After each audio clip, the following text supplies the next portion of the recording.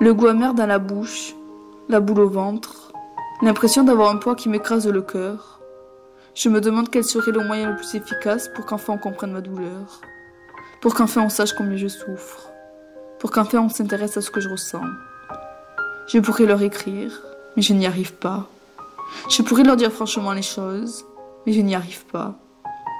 Le seul moyen que je trouve, c'est de faire une tentative de suicide, pour qu'enfin tout le monde sache ce que je ressens, pour que tout le monde sache comment est ma douleur. Et si ma vie, à cause de cette connerie, elle s'arrêtait là?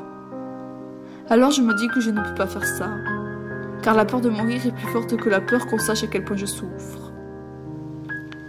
L'humain n'est pas fait pour garder tout pour lui. Malheureusement, je l'ai compris bien trop tard. Quand tout s'est mis à s'effondrer en moi, quand j'ai eu l'impression d'avoir un poids qui m'écrasait la poitrine à cause de cette solitude que je m'infligeais, j'ai alors compris que personne n'est pas censé garder tout en elle. Et si jamais elle le fait, elle peut tenir des mois, voire des années comme ça, avant que le monde s'écroule sous ses pieds, avant de mourir intérieurement. J'ai encaissé pendant des années en me taisant. Je pensais que je n'avais besoin de personne, que je pouvais m'en sortir seule, mais je me trompais. Je l'ai compris des années plus tard, quand la solitude m'était insupportable, quand le fait de tout garder en moi, le fait de ne parler à personne de ce que je ressentais, provoquait une douleur vive dans mon cœur.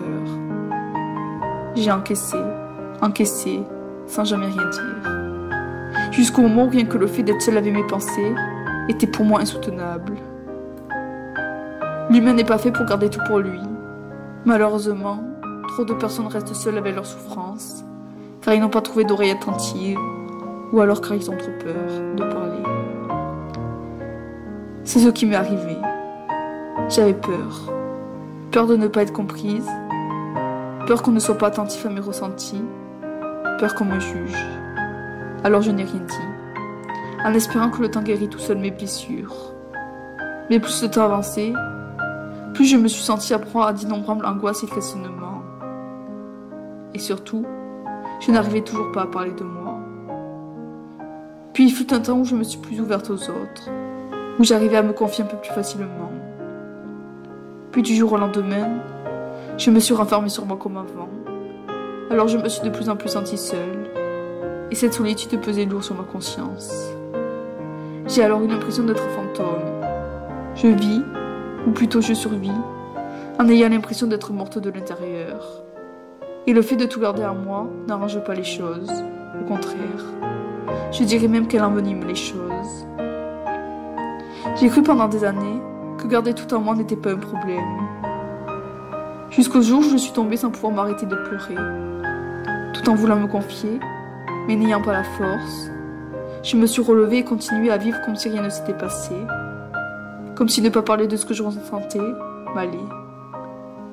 Je me disais, ce n'est rien, j'ai l'habitude. Mais j'étais dans le déni.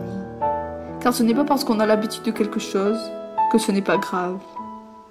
Mais pourtant, je marchais avec la sensation que garder tout en moi était tellement une habitude que j'allais quand même en sortir toute seule.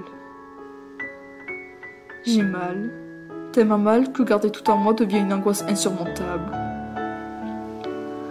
Angoissée à l'idée que personne ne sait ce que je ressens, angoissée à l'idée que personne n'entend ma détresse, triste à l'idée que tout le monde croit que je suis une fille heureuse et sans problème, triste à l'idée que même mes plus proches amis ne savent rien de mon mal-être. Je déambule dans ces rues avec cette sensation de solitude qui est maintenant ma plus proche amie. Mais l'humain n'est pas fait pour garder tout pour lui. Alors vivre ma vie, en marchant seule, devenait de plus en plus difficile.